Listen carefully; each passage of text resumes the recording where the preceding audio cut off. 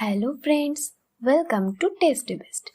আজ আমি তোমাদের সাথে শেয়ার করছি ঘরোয়া পদ্ধতিতে কিভাবে তোমরা মশালা পাস্তা তৈরি করবে, যেটি ছোট থেকে শুরু করে বড় সকলেই অনেক বেশি পছন্দ করে থাকে এবং এটি তোমরা খুব কম সময়ে চটজলদি যখন ইচ্ছা তৈরি করতে পারবে।